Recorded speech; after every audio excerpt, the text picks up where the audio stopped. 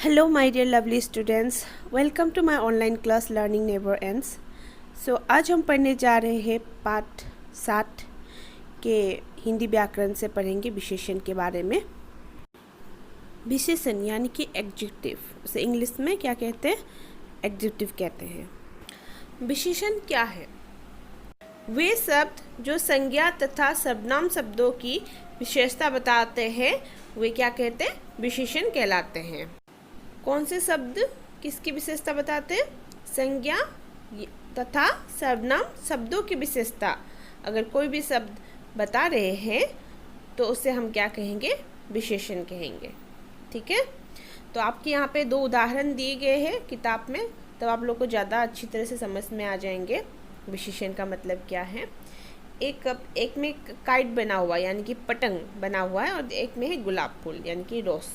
ठीक है, गुलाब के फूल है एक में और एक में पतंग है। तो यहाँ पे जो आपके एग्जाम्पल दिए गए, उदाहरण दिए गए हैं, आसमान में पीली पतंग उड़ रही है। इसमें जो पीली जो शब्द है उसे बड़े ध्यान से देखना। पीली और जो पतंग, पीली मतलब पीला कलर यानी कि येलो कलर, वो किसकी विशेषता बता रहे? पतंग। हम लोग किसके बारे में बात करेंगे यहाँ पे? पतंग के बारे में, यानी कि काइट के बारे में हम लोग बात कर रहे हैं। तो काइट कौन से कलर के हैं? पीली कलर के हैं। तो इसी को कहते हैं विशेषण। समझ गया? पीली उसकी विशेषता है किसके? पतंग के। ठीक उसी तरह यह फूल सुंदर है। अब यहाँ पे जो सुंदर शब्द है वो किसके बारे में बोला गया है? फूल के बारे में। तो इसी को कहते हैं विशेषण, क्योंकि यहाँ पे जो सुंदर शब्द है वो फूल की विशेषता बता रहे हैं, है ना? फूल की खूबियाँ बता रहे हैं कि फूल सुंदर है। तो इसी कारण से इसे कहते हैं, ये क्या हुआ? विशेषण हुआ। समझ गया? ठीक उसी तरह और बहुत सारे उदाहरण हैं आपके यहाँ पे। जिस तरह से मोटी लड़की, अगर मोटी लड़की यहाँ पे लिखा गया, मोटी जो है एक लड़की मोटी है उसके बारे में बोले गए ना, तो मोटी जो है विशेषण है, उस लड़की का विशेषण है, यानी कि उस लड़की हम लोग के यहाँ पे क्या होंगे? विषय होंगे, यानी कि सब्जेक्ट होंगे। ठीक है, और वो जो मोटी जो है उसकी विशेषण है, उसकी विशेषता यानी कि। समझ गया? ठीक उसी तरह रंग बिरंगे गुब्बारे, तो रंग बिरंगे क्या हुआ? विशेषण हुआ। गुब्बारे क्या हुआ? विषय। हम किसके बारे में बात कर रहे हैं? रंग बिरंगे है वो हम गुब्बारे के बारे में बोल रहे हैं, है ना? तो इसीलिए क्या हुआ? रंग बिरंगे विशेषण हुआ और गुब्बारे विषय हो गया। ठीक उसी तरह और एक उदाहरण ले लो, रंग बिरंगे फूल। हाँ, इसमें किसके बारे में बोल रहे हैं हम? फूल के बारे में बोल रहे हैं। कैसे है फूल? रंग बिरंगे है ना? विषय क्या चीज़ है? विषय यानी कि विशेषण द्वारा जिन शब्दों की विशेषता बताई जाती है वे विषय कहलाते हैं। यानी कि उस जिसके अभी आपको मैंने उदाहरण दिया लड़की के, है ना, और रंग बिरंगे गुब्बारे की, इसी को कहेंगे, क्या कहेंगे? कि जिसके बारे में अगर हम उसकी विशेषता बताते हैं किसी भी चीज़ के बारे में, तो उसी को कहेंगे विषय, यानी कि उसी को हम सब्जेक्ट कहेंगे। ठीक है, क्योंकि हम उसी के बारे में बात कर रहे हैं ना। ये जैसे कि ये लड़का बुरा है, तो किसके बारे में बोले? उस लड़की के बारे में बोल रहे हैं हम, तो वो हो गया विषय। ठीक है, याद रह जाएगा। तो चलिए आगे पढ़ते हैं विशेषण के भेद। विशेषण के 4 भेद होते हैं। कितने भेद होते हैं? 4। एक हो गया गुणवाचक विशेषण, दूसरा संख्यावाचक विशेषण, तीसरा परिमाणवाचक विशेषण, 4 नंबर सर्वनामिक, और उसे कहते हैं संकेतवाचक विशेषण भी कहते हैं। ठीक है, चलिए अब इनके बारे में जानते हैं। पहला गुणवाचक विशेषण। गुणवाचक विशेषण क्या है?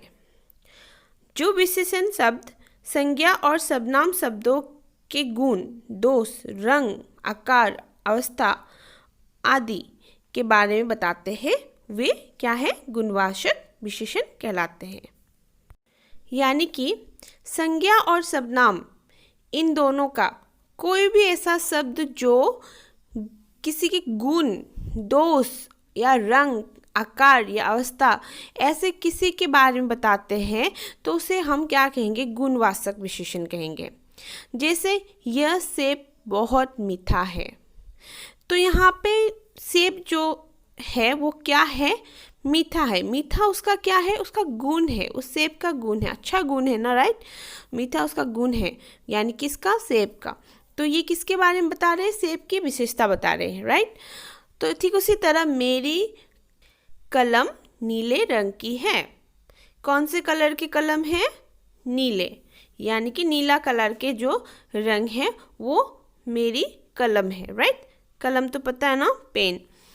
तो इसमें कलम की विशेषता बता रहे हैं, राइट, है ना। कलम की क्या बता रहे हैं, विशेषता। कैसे विशेषता बता रहे हैं, उसके रंग का विशेषता बता रहे हैं, कौन से रंग के है वो कलम, राइट। तो इसी को कहते हैं गुणवाचक विशेषण, ठीक है। जैसे कि आप लोगों को थोड़ी देर पहले एक और उदाहरण मिले थे, आसमान में पीली पतंग उड़ रही है ना। तो पतंग और जो पीली जो कलर है वो पतंग की विशेषता बता रहे हैं, उसके यानी कि उसके रंग के बारे में बता रहे हैं।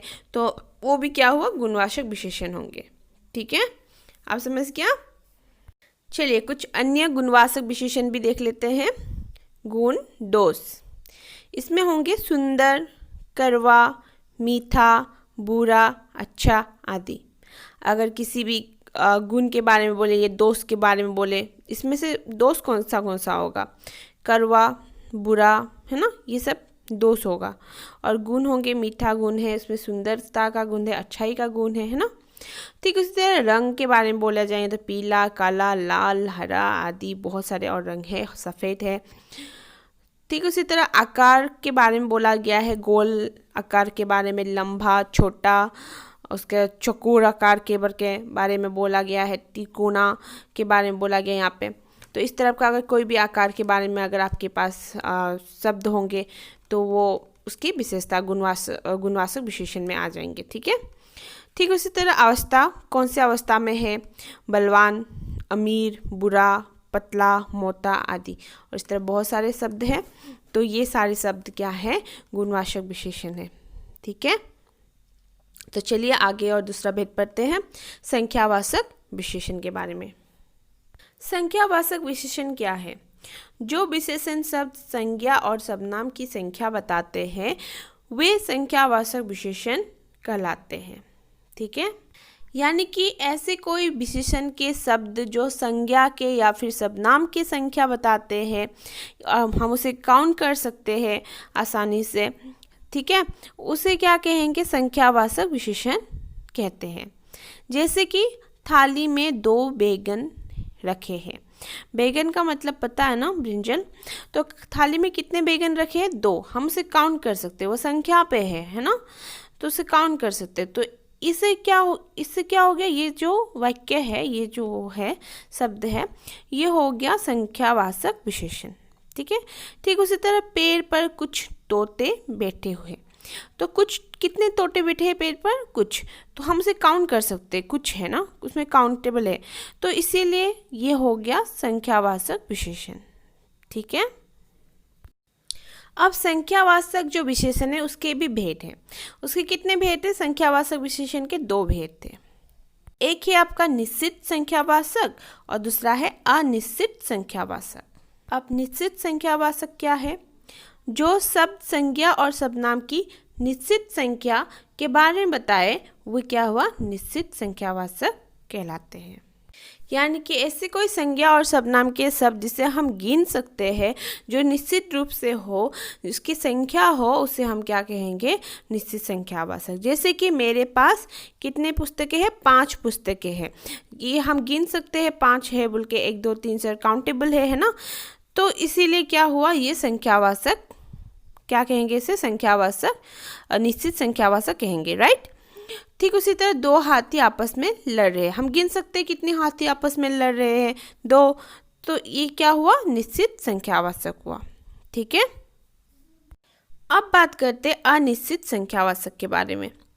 जो शब्द संज्ञा और सर्वनाम की निश्चित संख्या के बारे में न बताए वे अनिश्चित संख्यावाचक विशेषण कहलाते हैं।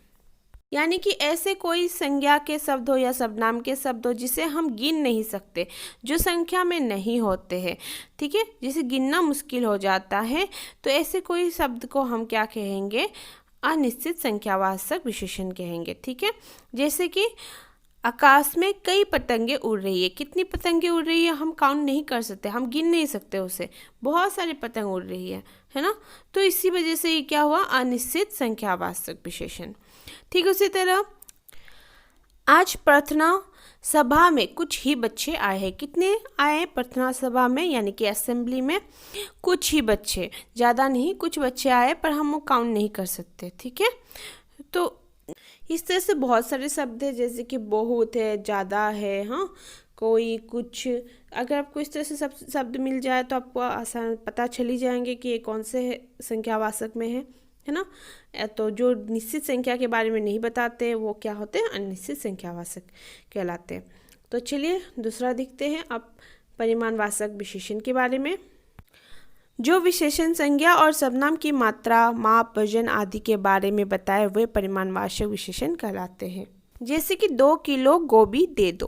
कितने किलो की गोभी, गोभी जो सब्जेक्ट है ना, और विशेषण क्या है, 2 किलो।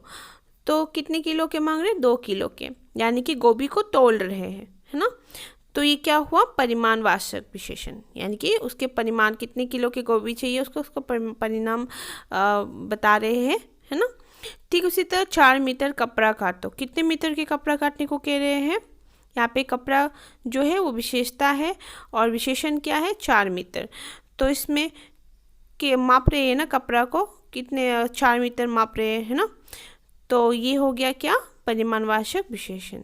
समझ गया परिमाणवाचक विशेषण क्या है। ठीक है, तो चलिए आगे पढ़ते हैं। परिमाणवाचक विशेषण के भेद। परिमाणवाचक विशेषण के भेद कितने हैं, 2। ठीक उसी तरह जैसे हमें संख्यावाचक विशेषण में मिला था निश्चित और अनिश्चित, ठीक उसी तरह परिमाणवाचक विशेषण में भी निश्चित परिमाणवाचक विशेषण है और अनिश्चित परिमाणवाचक विशेषण है। निश्चित परिमाणवाचक विशेषण संज्ञा और सर्वनाम के निश्चित माप तोल के बारे में बताने वाले शब्द क्या है, वो निश्चित परिमाणवाचक विशेषण कहलाते हैं। यानी कि ऐसी कोई वस्तु जिसे हम माप सकते हैं, जिसे हम तोल सकते हैं, ठीक है, तो वो क्या निश्चित रूप से, वो संज्ञा और सर्वनाम क्या निश्चित रूप से होना पड़ेगा। तो वो क्या होता है, वो निश्चित परिमाणवाचक विशेषण कहलाते हैं। जैसे कि 1 लीटर तेल दीजिए। कितने लीटर के तेल मांग रहे हैं यहाँ पे, 1 लीटर। ठीक है, ठीक उसी तरह 5 किलो चीनी दीजिए। कितने किलो के 5 चीनी है, 5 किलो। यानी कि हम उसे क्या कर रहे हैं, आसानी से तोल सकते हैं, है ना। दूसरी भाषा में बोलो तो काउंटेबल है। ठीक है, काउंटेबल कैसे हुआ, 1 किलो, 2 किलो, 3 किलो, हाँ। तो ऐसे ये सारी चीज़ों को हम क्या कहेंगे, निश्चित परिमाणवाचक विशेषण। यानी कि हम जिसे माप सकते, तोल सकते, वो क्या हुआ, निश्चित परिमाणवाचक विशेषण। तो चलिए अनिश्चित परिमाणवाचक विशेषण देखते हैं। संज्ञा और सर्वनाम के अनिश्चित माप तोल के बारे में बताने वाले शब्द अनिश्चित परिमाणवाचक विशेषण कहलाते हैं। जैसे बहुत सी चीनी गिरी हुई है। कितनी चीनी गिरी हुई है, बहुत सी। तो ये क्या हुआ, अनिश्चित। ठीक है, अनिश्चित परिमाणवाचक, इसकी कोई परिमाण नहीं है, इसे नहीं तोला गया है। ठीक है, ठीक उसी तरह थोड़ा घी दे दीजिए। कितने घी देने को कहा, थोड़ा सा, ज़्यादा नहीं, थोड़ा सा। ठीक है, ये थोड़ा जो शब्द लगाया वो क्या हुआ, अनिश्चित परिमाणवाचक विशेषण, इसीलिए। ठीक है, समझ गया अनिश्चित परिमाणवाचक विशेषण। अब बात करते हैं सर्वनामिक या संकेतवाचक विशेषण के बारे में। सर्वनामिक और संकेतवाचक विशेषण क्या है, संज्ञा से पहले अगर कोई सर्वनाम आ जाता है, याद रखना, संज्ञा से पहले अगर कोई सर्वनाम आ जाता है तो वो क्या हुआ, सर्वनाम शब्द क्या हुआ, संज्ञा की विशेषता बताने के कारण क्या हुआ, सर्वनामिक विशेषण बन जाता है। ठीक है, जैसे कि वो पुस्तक मेरी है। इसमें पुस्तक की विशेषता से पहले, यानी कि पुस्तक यहाँ पे विषय है ना, तो उसके आगे क्या लगा, वो जो शब्द लगा, इसके कारण क्या हुआ, ये सर्वनामिक या फिर इसको संकेतवाचक विशेषण कहेंगे। ठीक है, ठीक इसी तरह यह फूल सुंदर है। ये फूल क्या है, खूबसूरत है, सुंदर है। तो फूल से पहले कौन से शब्द आए यहाँ पे, यह जो आए, यह जो लगाया गया है, इसी कारण से ये क्या हुआ, सर्वनामिक विशेषण। ठीक है, तो विशेषण की रचना थोड़ी सी देख लेते हैं हम लोग। संज्ञा, सर्वनाम और क्रिया शब्दों में कुछ शब्दांश जोड़कर विशेषण बनाए जाते हैं। कैसे विशेषण बनाए जाते हैं? उसमें संज्ञा हो, सर्वनाम हो और क्रिया, ये सारे शब्दों को कुछ शब्दों के जो शब्दांश है उसको जोड़ लेंगे तो क्या बनेंगे? विशेषण। ठीक है, इस तरह से विशेषण बनाए जाते हैं। जिसे आप यहाँ पे देख रहे हो, आपके यहाँ पे संज्ञा दिए गए हैं कुछ और सर्वनाम भी दिए गए हैं, फिर क्रिया, फिर विशेषण उसके दिए गए हैं सबके। तो चलिए पढ़ते हैं उसको। संज्ञा यानी कि नाउन और उसकी विशेषण। ठीक है, सुख का क्या होगा? सुखी। धन का धनी। नमक का क्या होगा? विशेषण नमकीन। पेट का क्या होगा? विशेषण पेटू। फिर रंग का होगा रंगीन। ठीक उसी तरह लालच का क्या होगा? लालची। विदेश का विदेशी। ईश्वर का ईश्वरीय। रोग का रोगी। दिन का विशेषण दैनिक। ठीक है, अब बात करते हैं सर्वनाम यानी कि प्रोनाउन के उसके विशेषण के बारे में। जो का क्या होगा? जैसा। वो का वैसा। कौन कैसा। यह का ऐसा। तुम तुम्हारा। मैं मेरा। अब बात करते क्रिया यानी कि वर्ब के और उसके विशेषण के बारे में। देखना दिखावती। पढ़ना पढ़ाकू। बनाना बनावती। लड़ना लड़ाकू। टिकना टिकाऊ। पीना पियक्कर।